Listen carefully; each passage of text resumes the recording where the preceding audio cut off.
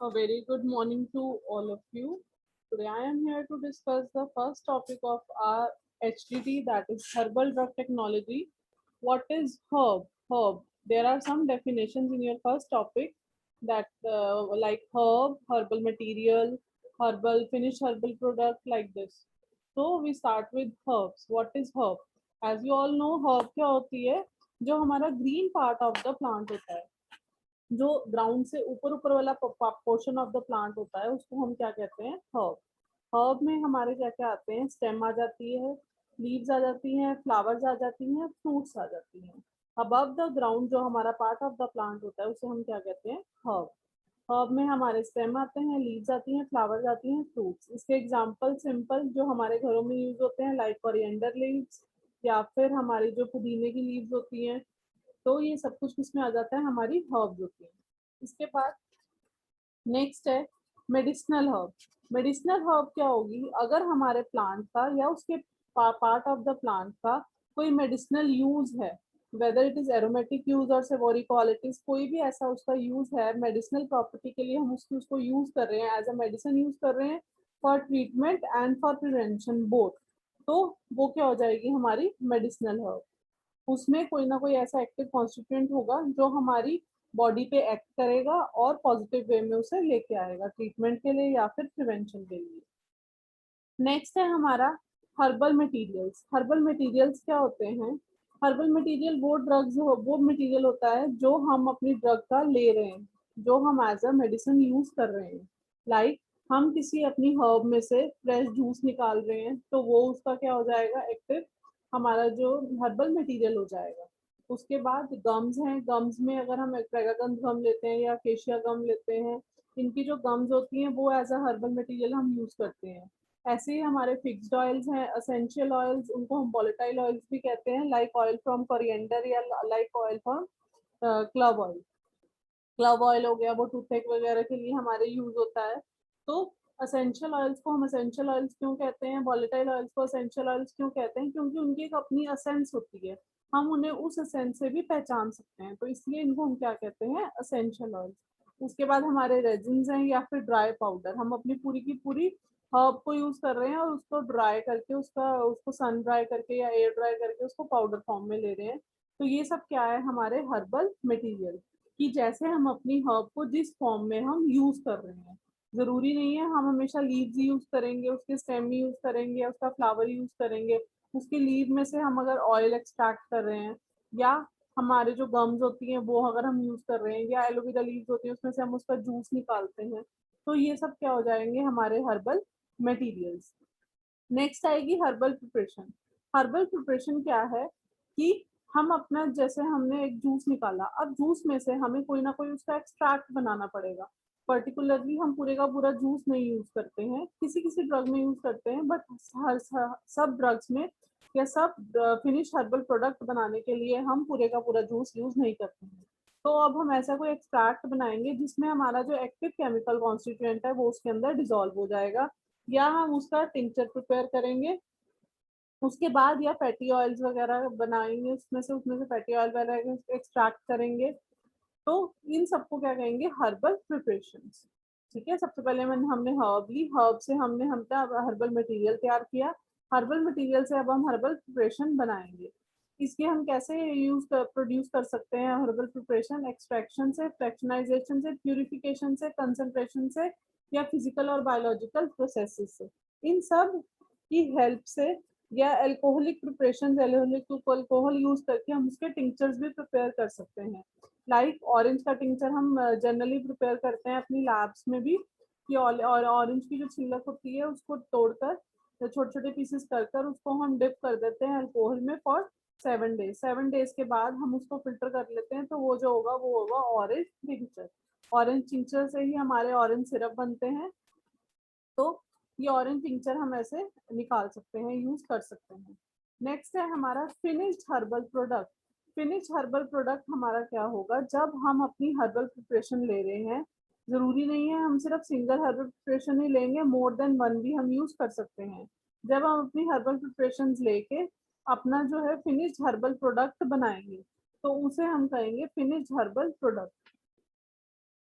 इसमें हम mostly excipients add करते हैं विद आर हर्बल प्रिपरेशन या हर्बल एक्सट्रैक्ट लेके उसके अंदर एक्सीपियंट्स मिक्स करके अपना जो है हमारा एक्टिव मिक्स हम अपना फिनिश हर्बल प्रोडक्ट बनाते हैं जिसको हम मार्केटिंग भी कर सकते हैं। एक्सीपियंट्स हमारे नेचुरल भी हो सकते हैं और सिंथेटिक कंपाउंड्स भी हो सकते हैं, दोनों तरह के हो सकते हैं। हम दोनों तरह के एक्सीपियंट्स यूज कर सकते हैं। अगर हम ज्यादा सिंथेटिक एक्सीपियंट्स यूज कर रहे हैं तो फिर हम उसे हर्बल प्रोडक्ट नहीं कहेंगे, क्योंकि उसमें सिर्फ जो एक्टिव कॉन्स्टिट्यूएंट था वो हमारा हर्बल था, बाकी हमारा क्या हो गया, मिक्सचर हो गया हर्बल प्रोडक्ट सिंथेटिक कंपाउंड्स का, तो उसको हम कंसीडर नहीं करेंगे हर्बल। नेक्स्ट है हमारा हर्बल मेडिसिन। हर्बल मेडिसिन क्या होगा कि सिंपली जो हम अपने प्लांट्स को यूज कर रहे हैं किसी भी ट्रीटमेंट के लिए या किसी डिजीज की प्रिवेंशन के लिए या अपनी हेल्थ को इम्प्रूव करने के लिए, अपनी इम्यूनिटी को इंक्रीज करने के लिए अगर हम किसी प्लांट का यूज कर रहे हैं तो उसे हम बोलेंगे हर्बल मेडिसिन। हर्बल मेडिसिन क्या है, use of plants to prevent and treat any illness और to achieve good health as well as the drugs and tinctures that are use. And example क्या है हमारे हर्बल मेडिसिन का, like ginger. Ginger हमारे stomach upset में भी use किया जाता है, तो अगर हम जिंजर का टिंचर बना रहे हैं तो हम उसको एज ए यूज कर रहे हैं अपने हर्बल मेडिसिन। हर्बल मेडिसिन को हम हर्बलिज्म, फाइटो मेडिसिन या फाइटोथेरेपी भी कहते हैं। नेक्स्ट है हमारा herbal medicinal product. Herbal medicinal products क्या हैं कि जो हमारे मेडिसिनल प्रोडक्ट जिसमें एक्टिव इंग्रेडिएंट है, उसके बाद उसके साथ साथ उसमें हमारे एक्सीपिएंट्स वगैरह इंक्लूडेड हैं, तो जो हमारा फिनिश्ड हर्बल प्रोडक्ट होगा उसको हम हर्बल मेडिसिनल प्रोडक्ट भी कहेंगे। हर्बल मेडिसिनल प्रोडक्ट में क्या है, हमारी कोई ना कोई हर्बल मेडिसिन है और उसके साथ साथ एक्टिव कोई कॉन्स्टिट्यूएंट है, उसको हमने एक फॉर्म में तैयार किया, whether it is in form of natural like tablets, syrup वगैरह, किसी भी फॉर्म में अगर हम ले रहे हैं that is herbal medicinal product हो जाएगा। इसमें मोस्टली नेचुरल रेमेडीज ही होती हैं जो मेडिसिनल प्लांट्स की हम यूज करते हैं, for example animal part, bacterial culture, mineral या सॉल्ट यूज करके भी। नेक्स्ट है हमारा herbal drug preparation. Herbal drug preparation में हम जो हमारा फिनिश हर्बल प्रोडक्ट है उसको उसको एक्सट्रैक्ट करेंगे, फ्रैक्शनाइजेशन करेंगे, प्यूरिफिकेशन करेंगे, कंसंट्रेशन करेंगे उसकी, या बायोलॉजिकल प्रोसेसेस के थ्रू हम अपनी हर्बल ड्रग प्रिपरेशन को तैयार करेंगे। नेक्स्ट है हमारा स्टैंडर्डाइजेशन। स्टैंडर्डाइजेशन हम हर्बल ड्रग की या क्रूड प्लांट मटेरियल की कैसे करते हैं, सबसे पहले हम उसकी डेफिनेशन लिखते हैं, अपने प्लांट का नेम लिखेंगे। अब हमारा जो प्लांट का नेम है उसमें बायोलॉजिकल सोर्स जरूर से इंक्लूड करते हैं, बायोलॉजिकल सोर्स, उसके साथ साथ कौन से पार्ट ऑफ द प्लांट लिया है। अगर हमने होल प्लांट लिया है तो we will write that whole plant of tulsi, like tulsi का बायोलॉजिकल सोर्स ऑसिमम सेंटम, और वो जो हमारा प्लांट मटेरियल है वो कैसा है, होल प्लांट है, पाउडर फॉर्म में है, फ्रेश है, ड्राइड है, ये भी हम उसके बायोलॉजिकल सोर्स में या उसके नेम में मेंशन करेंगे। उसके बाद हम उसकी ऑथेंटिकेशन करेंगे कि ये कौन से रीजन से लिया गया है, कौन से ज्योग्राफिकल रीजन पे इस टाइप की वैरायटी ग्रो करती है, तो उसका भी हम मेंशन करेंगे। और उसमें कोई भी फॉरेन मैटर ना हो हम उसके लिए चेक करेंगे, स्टैंडर्डाइज करेंगे उसको कि फॉरेन मैटर जैसे सॉयल, स्टोन्स, डस्ट वगैरह कुछ भी प्रेजेंट नहीं होना चाहिए। हमारा जो सब्सटेंस है वो प्योर फॉर्म में होना चाहिए जितना ज्यादा हो सकता है। उसके बाद है हमारे माइक्रोस्कोपिक कैरेक्टर्स। माइक्रोस्कोपिक कैरेक्टर्स में हम दो तरह के देखते हैं, फर्स्ट देखते हैं क्वालिटेटिव, सेकंड देखते हैं क्वांटिटेटिव। क्वालिटेटिव में हम क्या चेक करेंगे, क्वालिटेटिव में हम चेक करेंगे कि हमारे ट्राइकोम्स किस टाइप के हैं, हमारे स्टोमेटा कैसे हैं, कौन से टाइप के सेल हैं, कितनी लेयर्स हैं सेल की, ये सब कुछ हम क्वालिटेटिव फीचर्स में चेक करेंगे। क्वांटिटेटिव फीचर्स के लिए हम माइक्रोस्कोपी परफॉर्म करेंगे और उसमें उसका stomatal number, vein islet number, vein termination number, palisade ratio वगैरह ये सब चेक करेंगे। नेक्स्ट है हमारा radioactive contamination limits. Radioactive contamination limits में हम क्या देखते हैं कि हमारा जो इन्वायरमेंट है वो पॉल्यूशन कितना क्रिएट कर रहा है, ठीक है। जो हमारा रेडियो एक्टिव मटीरियल है वो हमारे इन्वायरमेंट में प्रेजेंट होता है, हमारी सॉइल में भी होगा, सॉइल से प्लांट में जाएगा, तो उसकी कुछ लिमिट होती है कि इससे ज्यादा रेडियो एक्टिव मटीरियल हमारे प्लांट में नहीं होना चाहिए क्योंकि वो हमें इफेक्ट करता है, उसके साइड इफेक्ट ज्यादा होते हैं, ये सब चेक करने के लिए। नेक्स्ट है हमारा एसेस। एसेस में हम क्या दे करते हैं कि हमारा जो पूरा कंपाउंड है अगर हमने लिया है, सपोज किसी प्लांट की लीव का कोई अच्छा इफेक्ट है, हमारी बॉडी पे इफेक्ट हो रहा है, तो वो लीव का कौन सा एक्टिव ऐसा केमिकल कॉन्स्टिट्यूट उसमें प्रेजेंट है जिसकी थेरापेटिक एक्टिविटी है, उसके लिए हम उस प्लांट का ऐसे करते हैं, तो ऐसे करते हैं, ऐसे करते हैं यूजिंग सम मार्कर कंपाउंड वगैरह यूज करके। नेक्स्ट है collection of drug. Collection of drug में क्या है कि हमारा जो हमने मेडिसिनल प्लांट कलेक्ट किया है, जो कलेक्ट करेंगे हम, वो किस टाइम पे कलेक्ट करना चाहिए? वो उस टाइम पे कलेक्ट करना चाहिए जब उसमें जो हमारे एक्टिव कॉन्स्टिट्यूएंट्स हैं उसकी जो क्वांटिटी है वो सबसे ज्यादा हो। एक्टिव कॉन्स्टिट्यूएंट्स जो हैं, हमारे बायोलॉजिकल एक्टिव कॉन्स्टिट्यूएंट्स हैं, वो सबसे ज्यादा अवेलेबल हो, उनकी कंसंट्रेशन सबसे ज्यादा हो।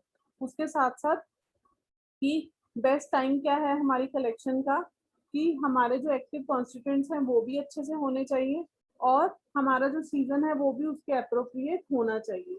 जब हम उसको कलेक्ट कर रहे हैं तो हम ये ध्यान रखेंगे कि उसके साथ ज्यादा सॉइल वगैरह या जो हमारा गंदा रूट्स वगैरह उसके साथ ना आ जाए। हमारा वो जो चाहिए, हमारी जो हर्ब है सिर्फ वही अगर हमें चाहिए तो वही आए, उसमें ज्यादा मिक्सिंग ना हो, कंटामिनेशन ना हो। उसके बाद जब हम कलेक्ट करेंगे तो हमारी जो कंटेनर्स होने चाहिए वो क्लीन बास्केट्स होनी चाहिए, मैश बैग्स होने चाहिए या एरिएटेड कंटेनर्स होने चाहिए।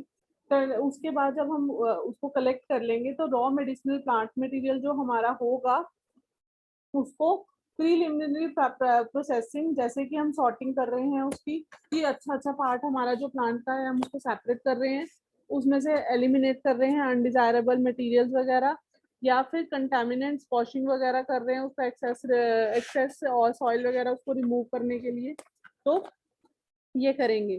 ये अगर हमारा जो स्टोरेज कंडीशन है, जो हमारा जहाँ पे हमने स्टोर करना है वो काफी दूर है उसका, और हमारा जहाँ पे ग्रो किया है प्लांट कलेक्शन जहाँ पे हमने किया है अगर उसमें ज्यादा डिस्टेंस है, तो जो प्रीलिमिनरी प्रोसेसिंग है हम अपनी फील्ड्स पे ही हमें करनी चाहिए। और अपने प्लांट मटेरियल को हमें बचाना चाहिए इंसेक्ट से, रोडेंट से, बर्ड से, अदर पेस्ट से, इन सब से हमें प्रिवेंट करके रखना चाहिए, इन सब से बचा कर रखना चाहिए। उसके साथ साथ जो हमारे पार्ट्स हैं जो कम डायरेक्ट आ रहे हैं दूसरे में, अगर हमने दो प्लांट्स एक ही बारी में कलेक्ट करने हैं, सपोज अगर हम एक प्लांट एक फील्ड पे ग्रो किया हुआ है, दूसरा प्लांट दूसरी फील्ड पे ग्रो किया हुआ है और वो दोनों ही हमने कलेक्ट करने हैं, तो अगर वो डिफरेंट स्पीशीज भी हैं तो जब हम उनको इकट्ठा करेंगे, गैदर करेंगे, तो हम उन्हें सेपरेटली ही हमें ट्रांसफर कराना चाहिए और कंटेमिनेशन होने से बचाना चाहिए कि कम से कम क्रॉस कंटेमिनेशन हो उसकी। नेक्स्ट है हमारे जो मैकेनिकल हम टूल्स यूज कर रहे हैं अपनी कलेक्शन के लिए, उनको हमेशा हमें क्लीन रखना चाहिए और मेंटेन करके रखना चाहिए, उनको प्रॉपर कंडीशंस में रखना चाहिए। That come into direct contact with the collected medicinal plant material should be free from excess soil and other contaminations. Next है हमारा हार्वेस्टिंग। हार्वेस्टिंग हम किस सीजन में करेंगे, मतलब अपनी प्लांट की कटिंग किस सीजन में करेंगे, जो हमारा ऑप्टिमल सीजन होगा या फिर टाइम पीरियड जिसमें हमारी जो एक्टिव कॉन्स्टिट्यूएंट्स हैं वो ज्यादा से ज्यादा अमाउंट में आएंगे, जिससे हमें बेस्ट क्वालिटी का प्रोडक्ट हमारे को मिल जाएगा। नेक्स्ट है हमारा foreign matter, weed, toxic plant से, इन सब से हमारा जो मेडिसिनल प्लांट मटेरियल है वो फ्री होना चाहिए। हमें उससे बचाना चाहिए रोडेंट से, माइक्रोबियल फर्मेंटेशन वगैरह से, या फिर हमारे जो इंसेक्ट्स वगैरह, हमारे जो प्लांट हमने जो हार्वेस्ट करना है उसमें उसका अटैक नहीं होना चाहिए, बीड्स का, पेस्ट का, ये सब कुछ हमें अच्छे से देखना चाहिए। जब हम कलेक्ट कर रहे हैं, हार्वेस्ट कर रहे हैं अपने प्लांट को, तो वहां पे ज्यादा रेन नहीं होनी चाहिए। रेन होगी तो उसमें मॉइस्चर आ जाएगा, मॉइस्चर से माइक्रोबियल कंटेमिनेशन वगैरह हो जाएगी, तो हाई ह्यूमिडिटी वगैरह ये सब भी नहीं होना चाहिए। नेक्स्ट है हमारा एज पर WHO गाइडलाइंस, जो हमारे मेडिसिनल प्लांट्स हैं should be harvested when they are the best possible quality for proposed use. जब उनकी जो क्वालिटी है वो सबसे अच्छी होगी उस टाइम पे हमें हार्वेस्ट करना चाहिए। जो डैमेज प्लांट्स हैं हमें उन्हें एक्सक्लूड कर देना चाहिए, वो हमें यूज नहीं करना चाहिए। उसके साथ साथ पॉसिबल कंडीशन रखनी चाहिए अपनी, वेट सॉइल वगैरह, ड्यू, रेन और एक्सेप्शनली हाई एयर ह्यूमिडिटी में हमें या अपना जो प्लांट है उसको हार्वेस्ट नहीं करना चाहिए। ये सारी कंडीशंस को हमें अवॉइड करना चाहिए। नेक्स्ट है हमारा जो हार्वेस्टेड मेडिसिनल प्लांट है वो डायरेक्ट कांटेक्ट में नहीं आना चाहिए, सॉइल के डायरेक्ट कांटेक्ट में नहीं आना चाहिए। अगर वो डायरेक्ट कांटेक्ट में सॉइल के आता है तो उसके साथ सॉइल एडर बहुत ज्यादा हो जाएगी और हमारा प्लांट खराब होने के चांसेस बहुत ज्यादा हैं। इसलिए हमें ट्रांसपोर्टेशन से पहले ही अपना जो प्लांट है उसको, जो सॉइल एडर वगैरह है, सॉइल उसके साथ जो अटैच हुई हुई है, लगी हुई है, उसको रिमूव करके फिर हमें अपने स्टोरेज कंडीशंस में स्टोर करना चाहिए। नेक्स्ट है हार्वेस्टिंग के बाद टॉक्सिक वीड्स वगैरह उसमें मिक्स ना हो जाए, इन सब चीजों का हमें ध्यान रखना चाहिए। मैकेनिकल डैमेज ना हो हमारे प्लांट को ड्यूरिंग हार्वेस्टिंग, हमें अच्छे से ध्यान रखना चाहिए इस चीज का भी। नेक्स्ट है हमारा जो प्लांट्स है, फ्रेशली हार्वेस्टेड मेडिसिनल प्लांट्स है, उसको as such as quickly as possible deliver कर देना चाहिए प्रोसेसिंग फैसिलिटी पे, जिससे कि थर्मल डिग्रेडेशन वगैरह उस प्लांट की नहीं हो जाए। उसमें हमें देखना चाहिए कि अगर हमने अपनी क्रॉप जो हार्वेस्ट करी है उसको पेस्ट से, माइस से, रोडेंट से, इन सब चीजों से प्रिवेंट करके रखना चाहिए। और जो हम कंटेनर्स यूज कर रहे हैं वो भी अच्छे से हमें चेक करने चाहिए कि इसमें कोई पेस्ट वगैरह, माइस वगैरह, रोडेंट्स वगैरह का कोई इफेक्ट ना हो, वो इन सब से फ्री होने चाहिए। नेक्स्ट है हमारा ड्राइंग। ड्राइंग हम कब क्या करते हैं कि अपने प्लांट को सुखाना, उसमें से मॉइस्चर को हटाना। मॉइस्चर हटाने के लिए, मॉइस्चर क्यों हटाना जरूरी है? मॉइस्चर हटाना इसलिए जरूरी है क्योंकि उसमें माइक्रोबियल ग्रोथ हो जाएगी या फिर मोल्ड्स वगैरह ग्रो कर जाएंगे। अगर उसमें मॉइस्चर होगा तो हमारी प्लांट जो है वो खराब हो जाएगा। इसलिए हम अपने प्लांट को ड्राई करते हैं इन अ नंबर ऑफ वे। सबसे पहले ओपन एयर में, ओपन एयर में सिर्फ हमने प्लांट को ऐसे ही सुखा लेते हैं। उसके बाद डायरेक्ट सनलाइट में, कहीं कोई कोई प्लांट्स होते हैं जो कि फोटो सेंसिटिव नहीं होते हैं, उन पर सनलाइट का कोई इफेक्ट नहीं होता, तो उनको हम सनलाइट में सुखाएंगे।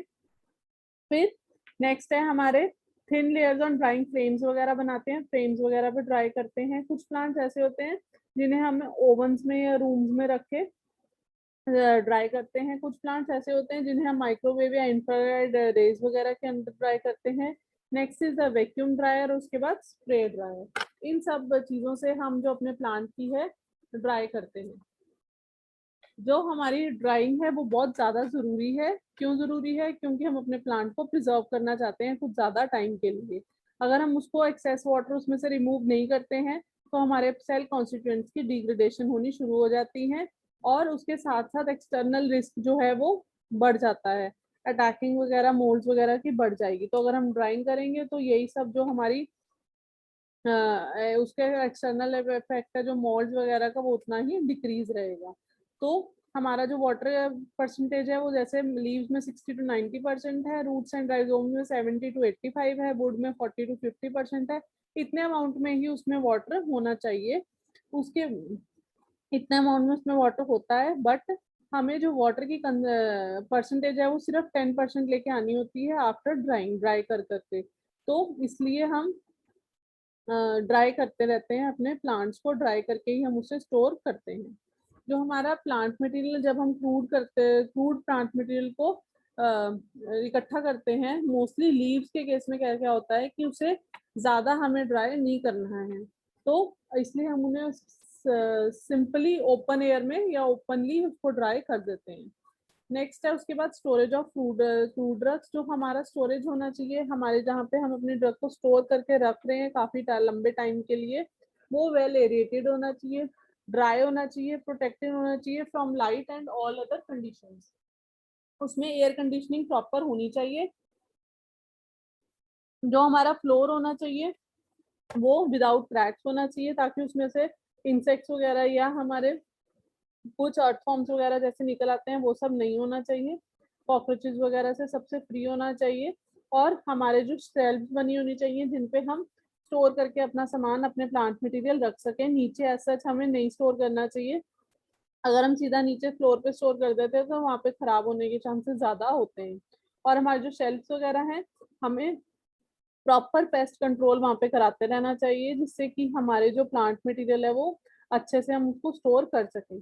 जो हमारे स्टोरेज कंडीशंस हैं वहाँ पे क्रॉस कंटेमिनेशन होने के चांसेस बहुत ज्यादा होते हैं, कि हम एक ड्रग रख रहे हैं उसके साथ ही दूसरी ड्रग, मेडिसिनल प्लांट मटेरियल भी रख रहे हैं, तो उनका मिक्सिंग का या कंटेमिनेशन के चांसेस बहुत ज्यादा हैं। तो हमें अच्छे से उनको डिफरेंट डिफरेंट शेल्फ्स में स्टोर करना चाहिए। उसके बाद जो प्रोसेस मेडिसिनल प्लांट मटेरियल है उनको क्लीन रख करके क्लीन बॉक्सेस में पैक करते हैं, सैक्स में या अदर कंटेनर्स में, स्टैंडर्ड ऑपरेटिंग प्रोसीजर्स के साथ साथ। फिर है हमारा प्रिजर्वेशन ऑफ प्लांट मटेरियल। जब हम अपने प्लांट मटेरियल को प्रिजर्व कर रहे हैं, उसे स्टोर करके रख रहे हैं, तो उसमें जो एक्टिव कंपाउंड है उसमें अनचेंज्ड रहे, ये ध्यान हमें रखना होता है कि वो खराब ना हो जाए। वो अगर हम उसको यूज ना करें तो काफी लंबे टाइम तक, तो उसमें कोई पेस्ट या कोई इंसेक्ट्स वगैरह या मोल्ड्स वगैरह, माइक्रोबियल कंटामिनेशन वगैरह ऐसा नहीं हो जाए। तो इसके लिए हमें उन्हें अच्छे से प्रिजर्व करके रखना चाहिए और उसके एक्टिव कॉन्स्टिट्यूएंट्स मेंटेन रखने चाहिए कि active compounds will remain unchanged during storage conditions. ये हमें ध्यान रखना बहुत जरूरी होता है। जब उसका प्लांट जो है, हमारे मटेरियल जो प्लांट है, अगर वो डाई कर जाता है तो उसके बैरियर्स जो होते हैं वो क्विकली ब्रोकन डाउन हो जाते हैं, तो उसमें इंजाइम्स की जो एक्टिविटी है वो बढ़ जाएगी, जिसकी वजह से हमारे प्लांट्स में ऑक्सीडेशन और हाइड्रोलिसिस होने के चांसेस ज्यादा हैं। इसलिए हमें अपने प्लांट्स का बहुत ध्यान रखना पड़ता है जब हम उसको प्रिजर्व करके रख रहे हैं। Thank you. This is all about your first topic in HDT, that is herbal drug technology. Thank you.